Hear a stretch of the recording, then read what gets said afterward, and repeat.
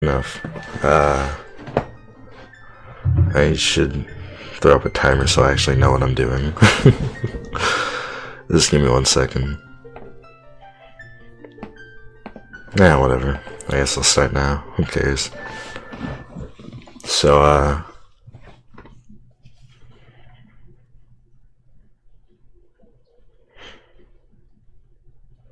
okay.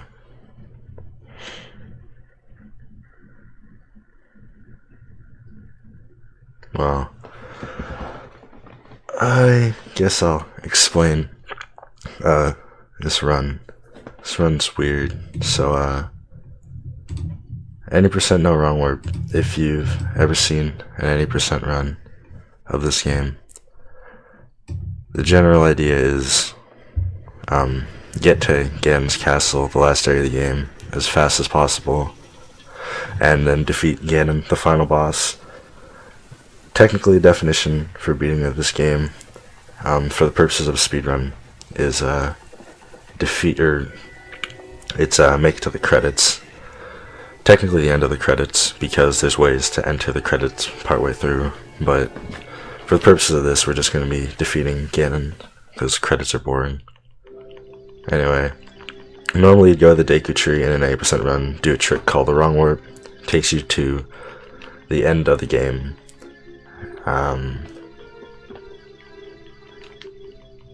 And you can just fight the final boss from there, pretty much.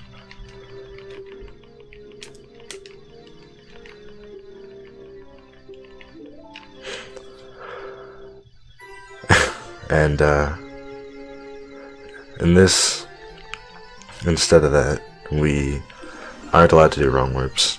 So there's a number of different wrong warps that you can do, which I don't want to explain too much about a wrong warp, but basically, the most common form is using a blue warp that appears at the end of a dungeon after beating the boss.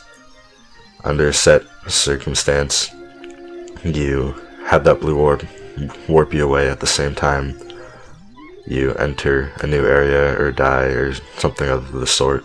Warp away with Farore's Wind, whatever. The game kind of adds two values together, takes you to a third location that you're not supposed to get to. Can be used in a number of ways to beat the game without actually, or by skipping a lot of stuff. We can't do that, so the goal for this run is basically get to Ganon's castle the normal way, and the normal way is you need light arrows, because Ganon's castle, you can't actually enter it unless there's a rainbow bridge that appears, and that rainbow bridge doesn't appear unless you have light arrows in your inventory.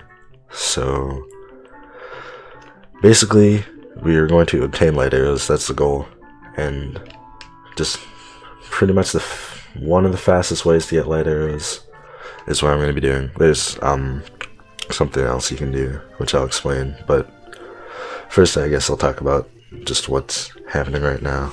Get out of the intro. We want to escape the forest. Interestingly enough, for some reason, you can exit the forest with like any one item on its own, but you can't actually exit the forest without any items. That was kind of that saves time. You jump into that text box trigger. So we're gonna, right, yeah. First things first, I just need to buy a Deku stick. This is what I'm going to use to escape the forest. This is all I really need right now. You're gonna see me collecting some rupees along the way here, because I need rupees for stuff later that we'll see in a bit. Anyway, we need to escape forest because we want to return adult. There's nothing that special that we can do as child, except for one thing, so basically we're going to go grab Master Sword, turn adult, and we're going to make one detour along the way. So, for escaping the forest, you can actually go to the Lost Woods. There's this warp here, takes you to Zora's River. Normally you need the silver scale so you can dive and enter normally, but you can do a precise jump slash and clip into the stone here. And from there you can just swim into the loading zone and enter Zora's domain regularly. This camera manipulation here, it just reduces lag. I'm playing on the N64 version, which has a bunch of lag, so I'm going to be doing something here to try and collect a red rupee. There's a red rupee in part of the river. The problem is it's in kind of a weird part of the river that's slow to go down normally, so I'm going to be attempting a somewhat precise side hop to get this rupee. I'm not that good at this, but hopefully I can get it. Okay, yeah. If you angle yourself properly, you can just side off into where you're able to grab that rupee. Anyway, from here, maybe doing a jump slash into this loading zone. You'll see the purpose of that in a second. Set your speed to 0 when you enter a new area like that, and that's part of this setup. And from here we get a west or water extended super slide, which is you get jump slash recoil, go through the water, hold ESS position, which is slightly, basically just slightly out of neutral. And when you're holding ESS position or extended super slide position, basically it puts Link in a state where he preserves his speed, so you can just preserve the speed you get from the recoil. Alright, I have to mute a sec.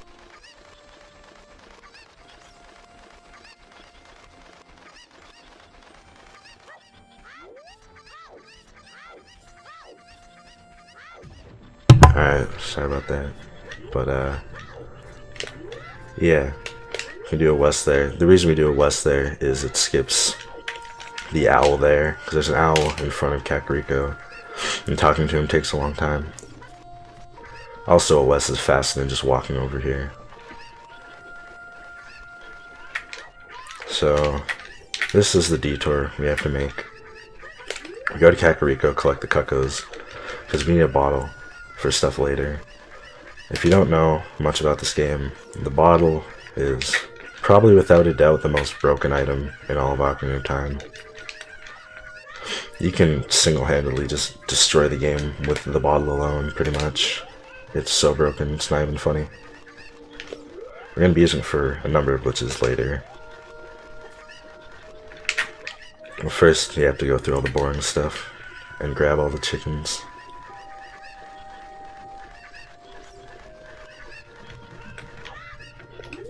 Alright, so I wanted to talk about this. If you've seen a No Wrong Warp run before, you might be familiar with a different route where you go inside the Great Deku Tree as child, perform a trick called Get Item Manipulation. Basically, under certain circumstances, you can manipulate what item you get from, well, in the case of a No Wrong Warp run, a Deku Nut drop, I believe it is. You can basically change the value of what you get from that Deku Nut drop using a couple of glitches together to pull off Get Item Manipulation, and you can basically just write certain items into your inventory like that, and by doing that, you would get light arrows and a bottle with a blue potion in the Deku Tree, which skips having to do all the stuff I have to do in order to get light arrows. It also skips the light arrow cutscene, which is a really long cutscene, we'll see later. The reason I'm not doing that route is because that route is, it's about 5-6 minutes faster, if I'm not mistaken. The problem is it's pretty tough, and I don't want to be pulling it off in a marathon. It's also not possible on N64 version, which I'm playing on, but I'm only playing on N64 because I prefer using it. It's a little slower, but that shouldn't make much of a difference. Anyway, I'm doing a bit of a setup here because I need rupees. Alright, that was really slow. Whatever. Basically, I need rupees. So this is a really slow, roundabout way of doing it. There's 3 red rupees on top of there. 60 rupees we can just grab. So that backwalk there was done with a specific angle on purpose so that I could set myself up for that. Anyway, now it's one of the more annoying tricks. It's really simple, but it's really annoying as well. This is called Bizarre Clip, which is you do a specific roll, hold a specific angle. It's really weird and inconsistent, but alright, I'm not gonna bother with that. I forgot that I was doing the incentive, so that's not really, not even sure if it saves any time with what I'm gonna be doing later. Anyway, normally you would do a clip there. You would buy the Hylian shield, which is helpful for some stuff later. But for now, we're getting into the Temple of Time to an Adult.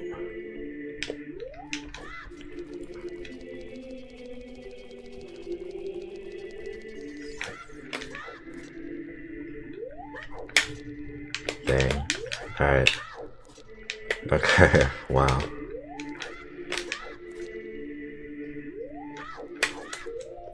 I'll explain this in a minute. I just want to finish it first. Oh, dang. I'm messing this up pretty bad.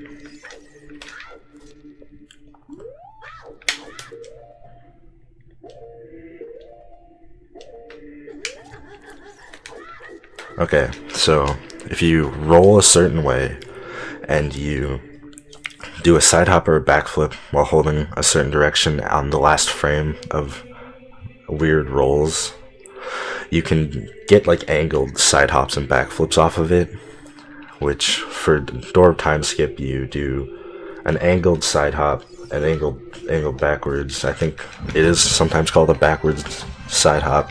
There's a lot of text and cutscenes here, so I'm just going to be explaining stuff for the entirety of this. Anyway, get a specific angle, do a backwards side hop. You can clip out of bounds. There's a small gap between the wall and the Door of Time, hitbox, collision, whatever. You can clip in between those. Then from out of bounds, you can target the Door of Time on a certain frame, which is why I was pause buffering, so I could get a certain frame and target the side of the Door of Time, and Link will start like falling on and off of a little piece, like a little piece of flooring that is just outside of the Door of Time's collision, whatever. And then you can hold up left and you can kind of navigate around the Door of Time while you're clipped out of bounds and falling on and off the same piece of floor. And from there you can just make it to the other side of the Door of Time. The problem with this is it means the Door of Time is still closed, which means we can't actually exit the Door of Time regularly. Normally you would just walk out of the temple in a casual playthrough, but the Door of Time is still shut and there's no way to get back through it as adult. There's actually a setup for Door of Time skip, a number of setups, but whatever, for going through Door of Time as an adult, but there's no setup for going through it backwards. As child there is, but not as adults, so we're going to be saving and quitting after this cutscene to get past the door, because as adult you save and quit, you end up in the Temple of Time. So I'm going to be, I guess, explaining a number of tricks in the next part of the run. It's pretty fast-paced and a lot of confusing stuff going on at once, so we're going to be doing a very infamous trick known as Reverse Bottle Adventure. Basically, you get a bottle on your B button by doing a certain trick. I'm going to be doing something called Quick Draw Bottle on B, which is, there's this thing called Quick Draw where basically you use an item. In the case that what I'm going to be doing, I'm going to be using a sword, and then right after I use the sword, I'll be doing something that makes Link put the sword away. So he'll basically use the sword but put it away immediately. Basically the game will remember the last item used as sword, and then while in that state we're going to do something called shield swipe, which is just picking up something in a bottle in a certain way. We'll see that later. There's nothing special. And instead of putting the item that we pick up in the bottle over the bottle slot, which is normally what it would do, because it will check the last item used, normally that'd be bottle, so it overwrites bottle with the item in a bottle. With what we're doing, it will overwrite sword with the item in a bottle, because sword will be the last item used. So, sorry, excuse me. Shield swipe is the reason we actually need a shield. You need a shield in order to shield swipe something. So you can't actually perform a Reverse Bottle Adventure without a shield. Next thing that we're going to do is we're actually going to make use of Reverse Bottle Adventure. So every item in the game, okay, there's only so many items a Link can have in his inventory at one time, but there's way more than that number of items that are possible to, that like can be in your inventory, if that makes any sense, which it probably doesn't. Basically, all items point at some place in the game's internal memory, at like a value of another item, I guess. I'm just gonna... All items point at another item. And basically, if you have a bottle on your B button, you drop something, you pick something up. Depending on whatever item is on C right, the game will check whatever item, or whatever value the item on C right points to in the game's memory. And it will... It'll basically write stuff into your inventory based on that. We manipulate this and we write a bunch of stuff into our inventory using this glitch. First, before I get deeper into that, I want to mention, if you guys are paying close attention, you'll notice I actually have bombs equipped, even though I obviously never collected bombs. The reason for this is, when you turn adult, the game auto-equips 3 things. It auto-equips nuts, Deku Nuts to C left, bombs to C down, and Ocarina to C right. I don't know what the heck that angle was. I thought I had a good angle. I guess I wasn't paying attention. This is weird and slow, but it doesn't matter. So, we have bombs on C down. For some reason, and I am not sure why, even if you don't actually have bombs in your inventory or a bomb bag or anything, you can still equip bombs, or the game will still equip bombs automatically when you turn adult. It won't do this for Ocarina and Nuts. I honestly have no idea why it doesn't do that, but because it equips bombs, it actually makes this run possible. The run would be absolutely impossible if bombs weren't equipped here, because we need bombs for stuff later. Anyway, we talked to this lady. She gives us the pocket egg. This is useful for RBA. We'll see this later. First, I want to go to the graveyard. There was an incentive met where I have to fight Ganon without a sword. Traditionally, Ganon knocks away Link's sword during that fight, so you might be thinking, oh, why would this even be an incentive? You're supposed to fight him without a sword. There's a glitch you do where you can keep your sword during the fight, a very simple glitch. So that's normally what I would use and what just about everybody would use. I'm not going to do that because I'm going to be fighting Ganon with nuts. So I'm probably doing this awkwardly, but I want nuts now. So, okay, I'm going to come back for some nuts later. But yeah, I'm doing this in a weird order. Anyway, I'm going to be using Deku Nuts to fight Ganon. Spoiler, whatever. For those who don't know, Ganon, basically all items, like pretty much every item obtainable does damage to the final boss. And it all does the same amount of damage to the final boss for whatever reason. So Deku Nuts actually do the same amount of damage. I'm not going to go in here this time. I shouldn't have opened it. Anyway, Deku Nuts will actually do the same amount of damage as Master Sword in that fight. Technically. So we can use Deku Nuts for that fight. The only problem with that is you actually need the Master Sword in order to do the final hit on Ganon. But that's not a big deal, because you have Master Sword for that phase of the fight anyway. Okay, so what are my equips going to be? Okay, I want bombs on C right. So we can manipulate the inventory and equip bombs to C right there. Because you can't actually put your cursor over bombs to move it to C right, so you have to indirectly put it over to C right by putting something else on C right and then putting it where the bombs were. So I move the egg to C right, then to C down, puts bombs on C right and egg on C down. So we're going to do something weird here, which is entering the Ganon's castle area. A lot of people don't know this, but most cutscenes actually change the in-game timer to a certain time. This one changes it to, I believe it's midnight. A lot, like almost every cutscene like this does this. I have no idea why, but so many cutscenes do it. Like every single Warp Song cutscene, I believe also does this. It's really silly. Anyway, that's all we need this area for. It's faster to do that than just wait for it to become nighttime in Hyrule Field.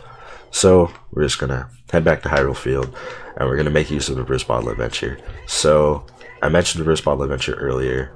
I equipped bombs to C right on purpose. There must be a reason for that, right? Well, there is. So, bomb on C right. When you do Reverse Bottle Adventure with this bomb slot, or I guess with bombs on C right, the game will put a bottle over the bomb slot. This is important for one thing, because even though we have bombs equipped, we can't actually get any bombs from anywhere because we never got the bomb bag. So the requirements for getting bombs and being able to use bombs is you need something in the bomb slot and you need a bomb bag. So with that, I just did quick draw bottle on B. So we're gonna drop bugs just because I need to pick the bugs up later for something else, and it's faster to just drop them here. Okay, you'll notice I have a bottle in my bomb slot. Whoops, I meant to equip this to see right. Okay, so we have a bottle in our bomb slot now. This is useful because we're halfway to being able to pick up bombs now. Next requirement is we need a bomb bag. So, it doesn't actually matter what's on your bomb slot in order to be able to pick up bombs. It just has to be something. So an empty bottle works just fine. Next, the next thing that we're going to use for Reverse Bottle Adventure is we're actually going to use Kajiro, which is the blue cucko you get from this trade side quest. Basically, what this does is it does a number of things. I'll actually explain. Well, I guess I can explain now. Basically, you do it, Reverse Bottle Adventure with Kajiro on C right, bottle with bugs on your B button. This will do a number of things. The important things we want are, this will give us the biggest bomb bag. This will give us a bomb bag of 40 for whatever reason. And it will also give us a glitched quiver. Similarly to bombs, in order for us to be able to use light arrows to defeat Ganondorf, we actually need certain set of circumstances to be able to use light arrows. That's a really weird angle. So we actually need a quiver and something in our light arrow slot in order to use light arrows later. So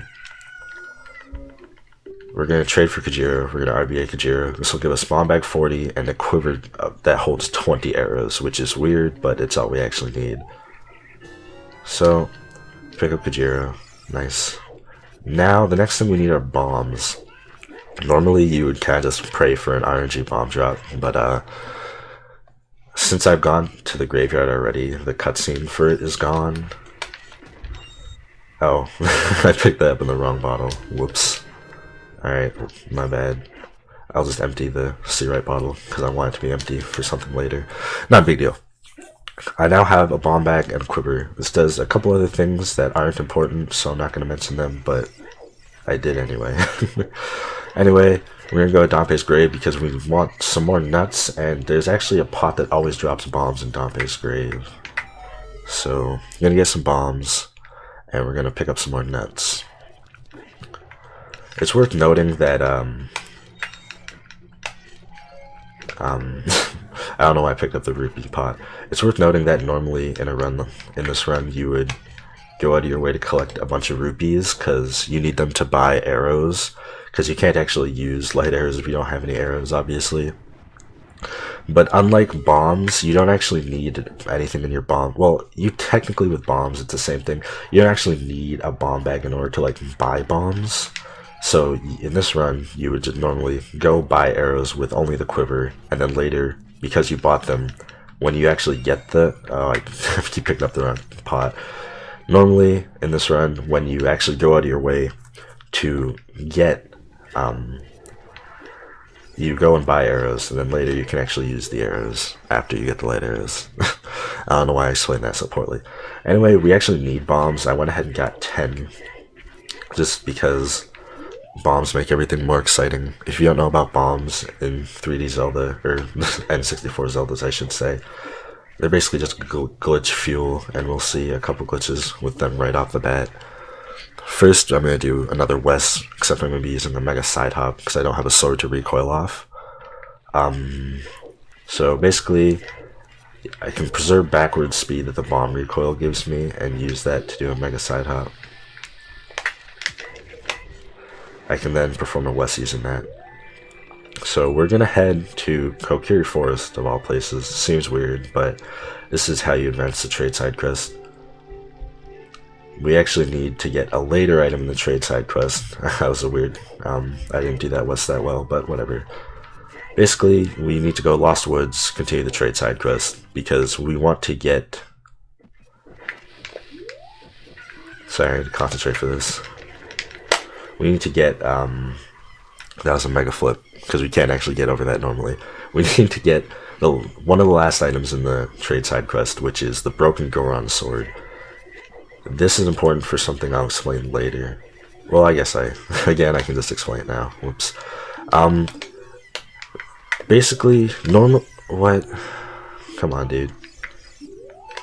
In order to get the light arrow cutscene to activate, you're supposed to have needed to beat all the temples. The only thing the game actually checks for is it only checks to see if you have the Shadow Medallion and the Spirit Medallion in your inventory. If we do Reverse Bottle Adventure with the Broken Goron Sword, it actually writes those medallions into your inventory, so you can skip all the temples by just writing those 2 medallions into your inventory. Which is silly, but that's what we're gonna do. Anyway, I'm gonna do a Hess here. You guys have probably all seen this, but... Okay, I messed up that. I didn't even blow up the rocks, nice.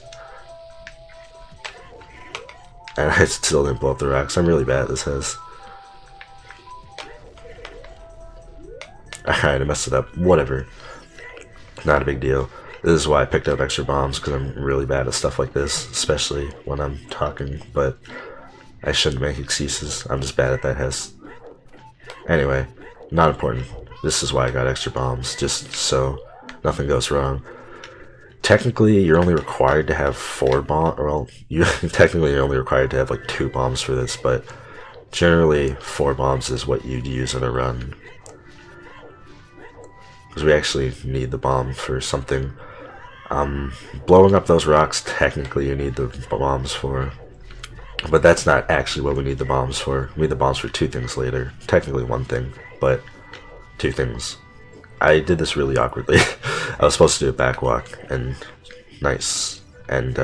go in front of the boulder, but whatever. Anyway, I have a bunch of rupees. I'm gonna go buy arrows. I have way more rupees than I need because I kind of forgot I was gonna be going to the graveyard for stuff. Anyway, I'll buy 50 arrows, even though it's way more than I can carry. Just gets rid of my money, makes me feel better. Alright, this is called, it's like house jump or something silly. You can just jump onto the roof of this house. We're basically just going to be continuing the side quest for the next little bit.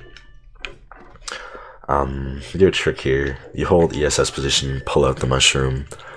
It will cancel the mushroom pulling out cutscene, and it will, if you were paying close attention, it got rid of the text that is at the start, or the text that shows up when you enter this area. Basically, you can't actually show her the odd mushroom while that text is up, for whatever reason. So, yeah, we get rid of that text by doing that there. And it basically just allows us to do that faster. Okay. So, the next thing we need for Reverse Bottle Adventure, the next thing we're going to use for it, I should say, is the item we actually get next, which is the Poacher's Saw. The reason the Poacher's Saw is important is it gives us a number of songs.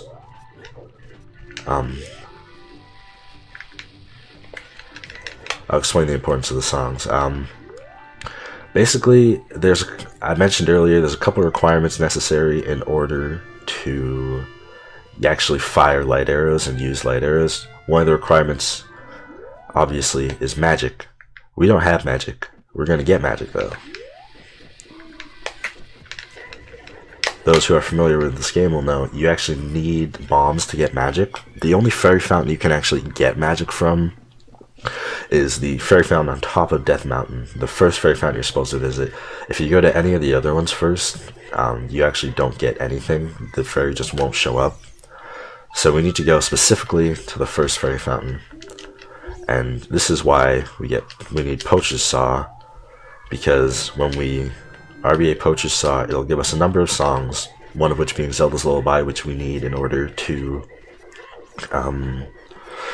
actually get magic, because you need to play Zelda's Lullaby in front of the fairy fountain. And the second song it gives us, which is important, is it gives us a couple warp songs. I won't say which one, but it gives us a couple warp songs, one of which we will be using in order to get somewhere and get the Broken Goron Sword faster.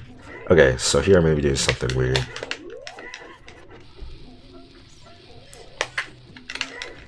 Alright, I'm really bad at that. Anyway. We do a mega side hop into that specific corner. That gives us a ground clip. Lets us clip into here. I'm going to be grabbing this heart pot. I don't remember which one's the heart pot. Okay. That lets us do a ground clip. That lets us get past that door, which is normally closed as adult, without having to talk to the Rolling Goron that's around. Normally the only way to open that door, or I guess the only way to open that door is talking to the Rolling Goron. I don't want to do that, that's slow. So I do a mega side hop into a ground clip, lets us get past there. Anyway, the reason I grabbed that heart is this timer. The timer is shorter the less hearts you have. And if you don't have enough hearts, it's just impossible to make this route. Normally I do a backwalk here, but I'm just going to play it safe. We need to blow up this rock. The reason we need to blow up this rock is, technically you could make it out of here alive without entering this place, but it gives the timer a refresh, which is nice, and also has a bunch of bombs in this chest, which are important. So, we now have a bunch of bombs. We have everything we need to get in. Well, technically not yet. Anyway, the reason we need more bombs is, normally in a run that would be the last bomb you use. We need a bomb to open this. This is the reason we actually need bombs. Bombs are required for one other thing later, but this is the reason we need bombs for right now. Anyway, RBA the Poacher's Saw. This gives us Zelda's Lullaby. You might notice we don't have an Ocarina. How are we going to play this? I don't think I mentioned it. There's a trick called Ocarina items you can do. Lets us use a bomb to play the ocarina. Basically, you have a bottle with something in it. You, the most common way is while you're in the air, i.e. doing a backflip, you hit the bottle button and then a button of an item that Link can hold in his hands, which is not the lens, something that's not lens, or like, not lens, not another bottle, that doesn't work, not Deku Nuts.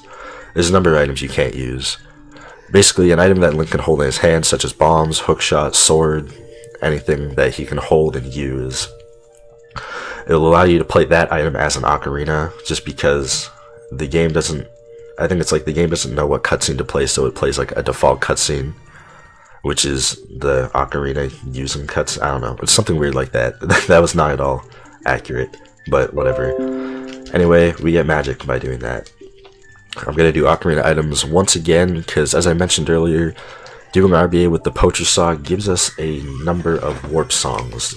We're going to be using one of those warp songs here, because we want to get out of the fairy fountain and we want to get out of it fast. And it's slow to walk out of here, so... That was really weird. I might lose my bugs from that, I don't know. Yeah, okay, that's awkward. Anyway, not a big deal. I just have to go back to that grotto to pick up more bugs. I wasn't really paying attention, I messed up. Not really a big deal, that's just kind of awkward, but whatever. That's really silly. Okay, anyway, we need to play a warp song. I feel really stupid for that. Alright, there's bugs here, I think. Okay. Get bugs. Play ocarina. Play the Serenade of Water. This takes us to Lake Hylia. The reason we do this is because it's the fastest way to get to Gerudo Valley, and we need to get to Gerudo Valley in order to trade the Poacher's Saw for the Broken Goron Sword. So I'm going to be doing another West here.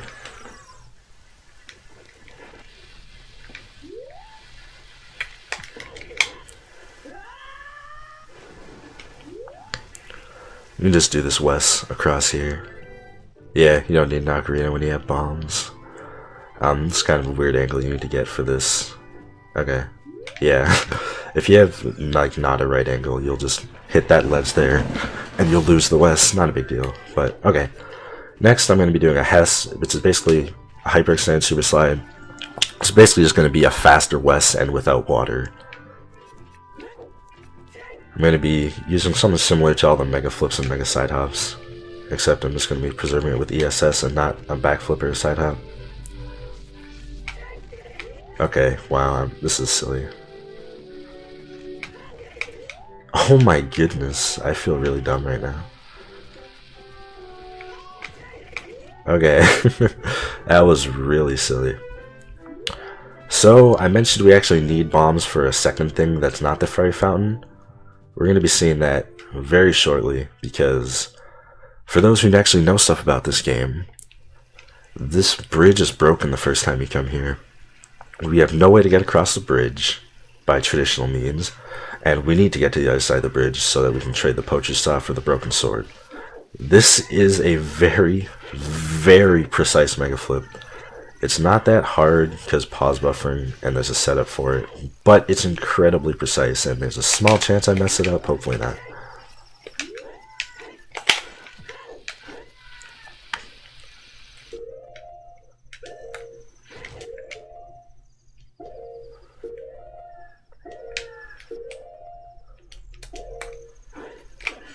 Okay, got it. That was nice.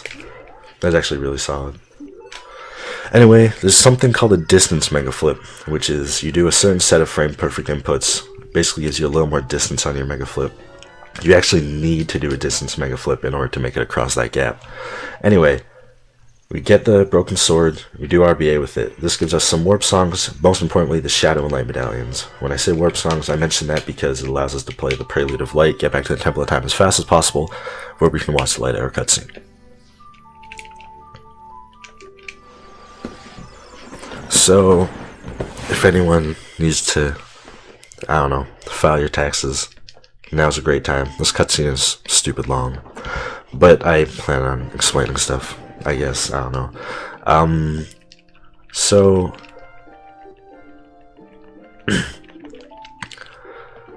that distance mega flip, even with a distance mega flip and the being like the perfect distance and angle from that post that we landed on the other side of the bridge, it's so incredibly precise that when you actually pull it off, Link lands on a part of that post there and then falls off of it onto another part of it.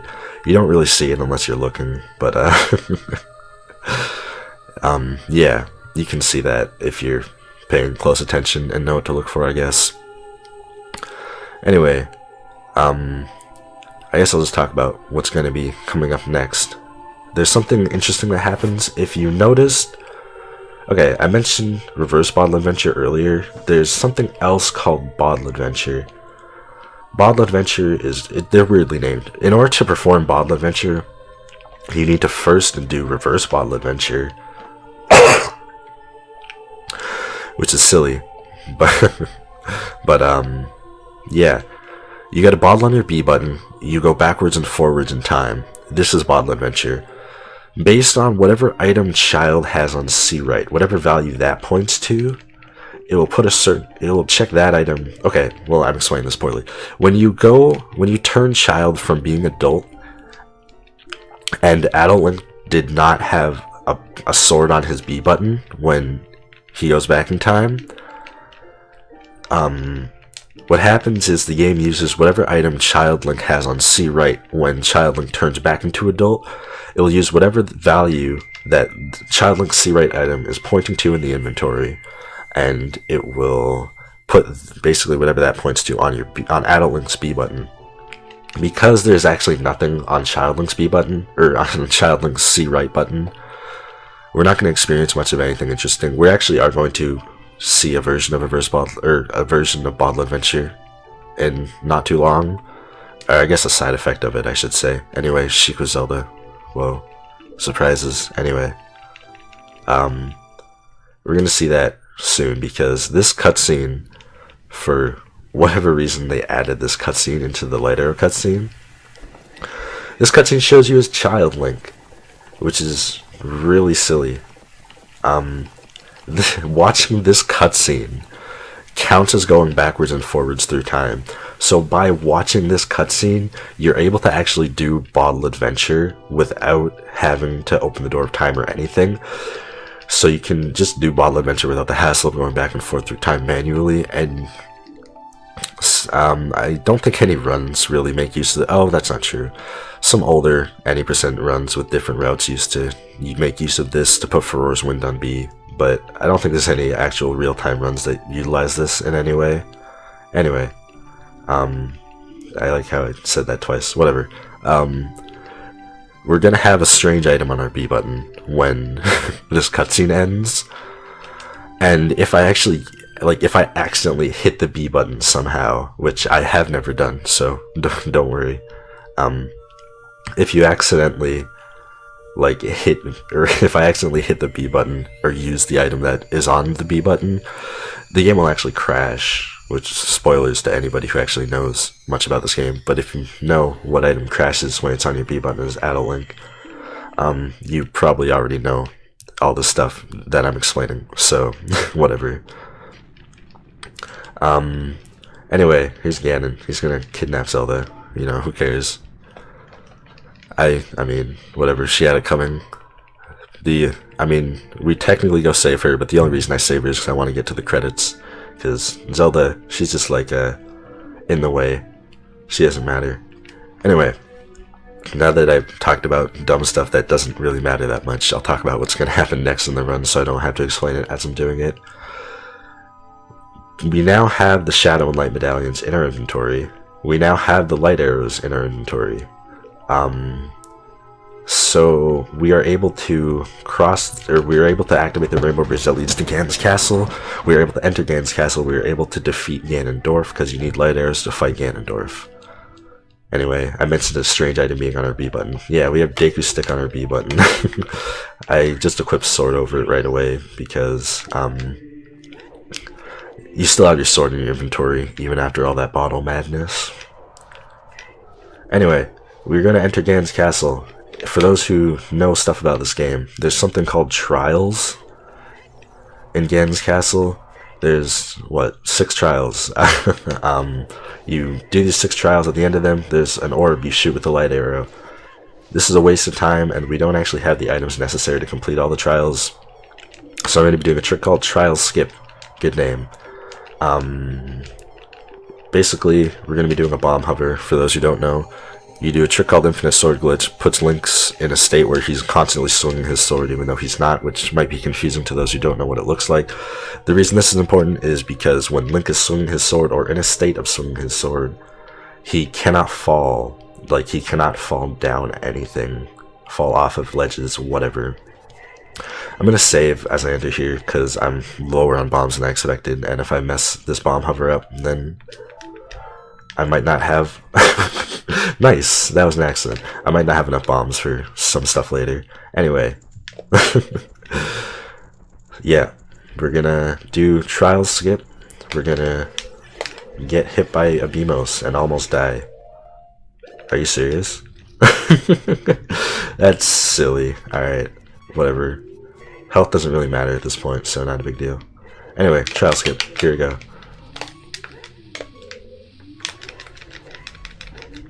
I messed it up. Whatever. I didn't mess it up in a way that took damage or anything. You can backflip into the loading zone for this area, which is really silly, but you can do it. Anyway, I have like just enough bombs to do everything I want to do, so not a big deal. The fastest way to fight these guys is with spin attacks, because they actually get hit twice by spin attacks.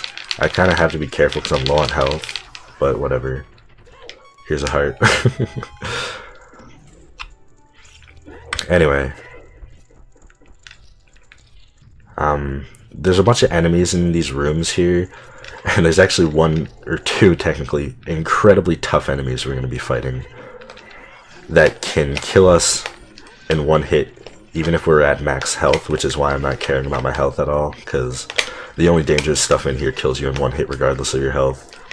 Anyway, if you guys don't know, that's a power crouch stab.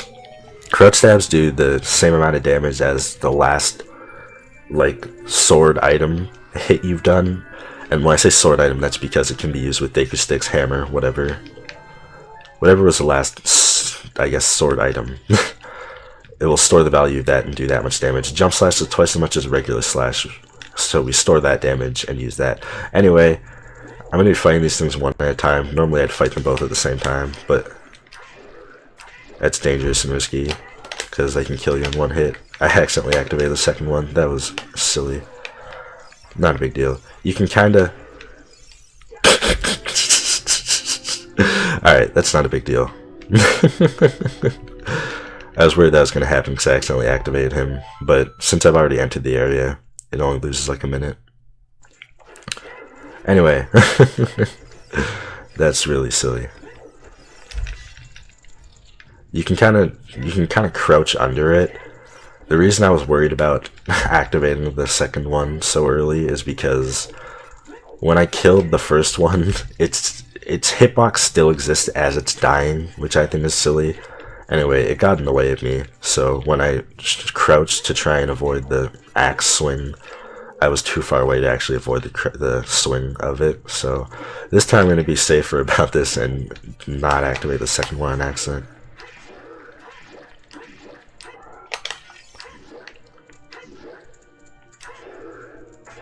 Wow, okay, that was just me not paying any attention. Alright, this is getting ridiculous. I need to actually start paying attention and do this properly. Okay, I'm just wasting time at this point. I just wanted to make this exciting. I gotta toughen Link up, I guess. I feel really stupid. Anyway, I'm just gonna be completely quiet and focus on the fight for this fight. So I guess, I don't know, I'm just gonna be quiet from here for a minute. Yeah, it's just RNG manip.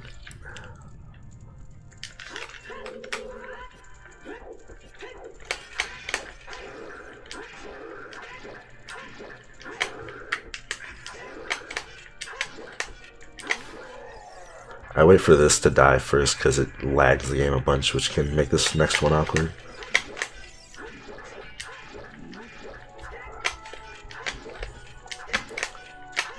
Anyway. Alright. I'm low on bombs. Normally, well, I have enough bombs, technically. Whatever. There's a really long staircase coming up ahead. I'm just gonna Hess up of it. Hopefully. The Hess in this room is really awkward because it's kind of weird to do a Hess on stairs. Normally it's fine, but sometimes it can be iffy. Yeah, whatever, I don't care. I'm just gonna walk up the stairs. That wasn't even, like, that was entirely my fault. I just rolled too early. I haven't practiced as much recently, which is silly, but whatever. I can make all the excuses I want. It doesn't change anything. So, Ganondorf fight. I'm just so out of it now. After dying twice, I need to regain my bearings. Alright, Ganondorf fight. This is the only reason you need light arrows. Literally the only reason. Without light arrows, you can enter Ganon's castle. You can make your way up to Ganondorf. You can beat Ganon without light arrows. You can do literally everything except defeat Ganondorf. You need light arrows to kill Ganondorf, and not because they do damage to him. No, it's the only way to stun him, which is really silly, but shit. That's what's gonna happen. We're gonna see another use of infinite sword glitch here, which is when I'm doing damage to Ganondorf, you can one-cycle him if you're doing frame-perfect damage to him, which is normally he'd fly back up in the air and start attacking you again. We can keep him on the ground after stunning him by doing frame-perfect, like, sword slashes or whatever, crouch stabs. But with ISG, or Infinite Sword Glitch, you can just hold your sword in his hitbox, and it will keep hitting him constantly. So this is also the reason I emptied my bottle earlier, or the reason I want an empty bottle for this fight. We're going to store jump slash damage. We don't want to lose jump slash damage. If we were to hit his lightning ball back to him using the sword, we'd lose our stored jump slash damage. So instead I use a bottle.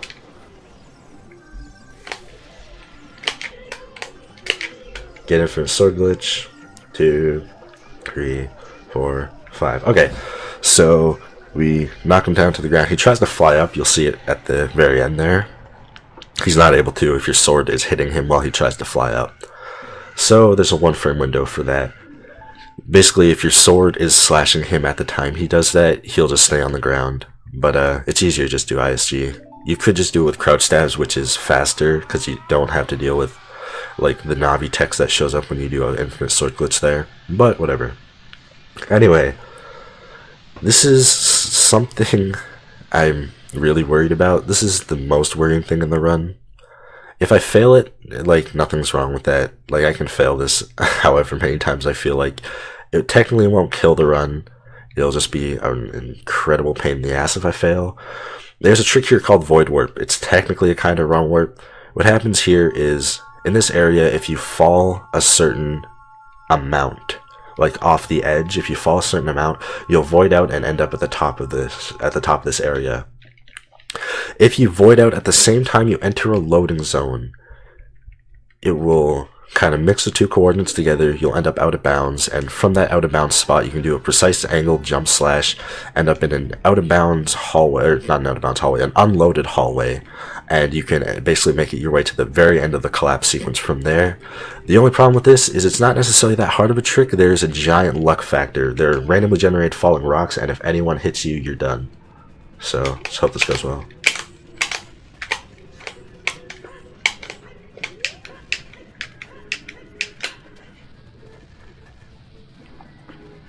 Perfect. Alright, we're good to go. Now we get a very precise angled jump slash. We're out of bounds. We're going to enter a hallway at the bottom of the collapse sequence from the top of it, which is silly. But anyway, we did it. You can't see what I'm doing. I know what I'm doing, kinda. Okay, I think I did one fewer side hop than I normally do. Anyway, loading zone that leads to the end. We do what's called a super slide here. I'm going to equip Deku Nuts because I need them for the Ganon fight now. Anyway, we do a super slide. This lets us prevent taking damage going up this hallway, and is also the fastest way of making our way up here. I'm going to do another trick here called the Kiss. You do a little setup. You line yourself up perfectly between Zelda and the door. And that means instead of having to manually enter the loading zone, Zelda will actually push you into the loading zone. This saves 3 frames, but because the setup there loses no time because you have to wait for Zelda anyway, it's faster to just do that. Normally, I mentioned you can just kill Ganondorf using a sword by doing a super slide into the cutscene that plays. There's a cutscene, Ganondorf transforms into Ganon, knocks away your sword. If you're doing a super slide when you enter this cutscene, Link is in a weird state and Ganon actually can't knock away the Master Sword. You'll see the Master Sword get knocked away. If you do this, I only have 1 bomb. Generally, super slides are done with 2 bombs. I'm absolutely god-awful at 1 bomb super slides because they're incredibly precise. But basically, you do a super slide into that cutscene. Ganondorf doesn't knock Ganon. I get them mixed up left and right. Ganon won't knock away your sword. You can use your sword to kill him and just fight him normally. I don't have, because the incentive, I won't have my sword. And instead, I'll do Deku Nuts. I'll use Deku Nuts to kill him. I mentioned this earlier. Any item that you can actually hit him with will do damage, which is incredibly silly. But it's just so that no matter what items you have in your inventory when he knocks away Master Sword, you can actually kill him, is the intended purpose of that. And we're going to be abusing this by just killing him with nuts. Technically, I could just use light arrows, but light arrows are a lot harder to use than Deku Nuts are. Also, you guys might be worried about me having only half a heart. It doesn't matter. Ganon actually does 3 hearts of damage every time he hits you anyway. Also, it's incredibly easy to just avoid anything that he tries to hit you with, so I'm not worried at all about dying to this fight, even though he kills you in 1 hit. Also, when there's kind of a weird strategy that you use. If you mess this fight up really awkwardly, and get yourself in a bad situation where you're almost guaranteed to get hit by his attack, you can just roll and use invincibility frames to get hit and not take damage, which is really silly. If I mess this fight up incredibly badly, I might have to resort to that. Hopefully not. But anyway, knocks away the sword. I don't have a sword, but what I do have are Deku Nuts. 10 Deku Nuts are required to finish the first cycle of Ganondorf, or of Ganon. Prepare yourself.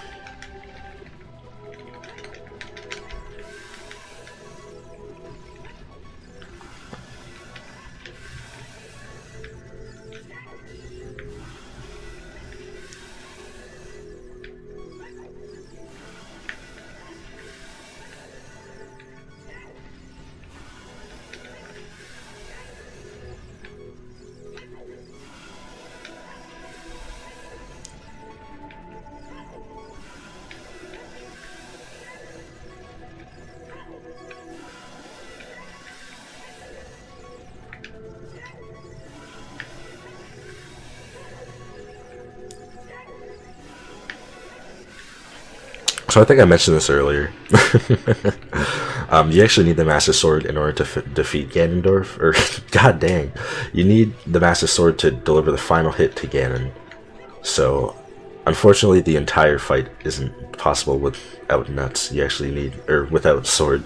You actually need sword. I'm going to be using this here because this doesn't actually do any damage to him. And, oh, that hit's required to be done with the Master Sword. So, when I say you need the Master Sword to do the final blow, you can bring Ganon to 0 health and then keep hitting him. If he's at 0 health, he won't actually take damage from anything except Master Sword. He'll do the animation where it looks like he's getting hurt by stuff, but it doesn't actually do any damage. So the only way to actually finish this fight is to hit him with the Master Sword. If I'm not mistaken, 8 nuts does the trick, and then we're going to do a jump slash to finish him off. Oh, no, whatever. I could have done one more nut hit. My bad, guys. I apologize. Oh, this is way more health than I expected. Not a big deal. My bad. Did I skimp on the incentive because I used an extra sword slash? My bad. Whatever. In the worst case, you can just fire arrows at his tail. Even light arrows work to damage him, so I don't feel bad. Because I had more than enough equipment to kill him with. But I thought you took less hits than that. Anyway, I guess I was mistaken. I should have taken notes. You also need the Master Sword for this, for whatever reason. Oh, you don't. Well, yeah, you need the Master Sword for this hit. Final blow. That's time. That's the end of this run. So, I don't know what happens from here. Thank you guys for watching, and thank you guys for allowing me to show off this Ganon fight with Deku Nuts, because that's incredibly silly. So the only thing from here are credits, and I don't know how many people want to watch that, but we're going to be seeing some cool text boxes until whatever happens next happens, I guess. I don't know. Raise your hand if you like text boxes. I sure do. I guess I can point out, for whatever reason, old TIS timing, tool-assisted speedrun timing, it was power on till the last input, so the timing wouldn't actually end until you finished all these text boxes, which is cool. Well, not cool. It's silly. Anyway, there goes Ganon. He gets swallowed up by the vortex that the sages summoned. Incredible. Aren't you glad you guys were able to witness these text boxes? I believe there's no more text boxes I actually need to input anything for.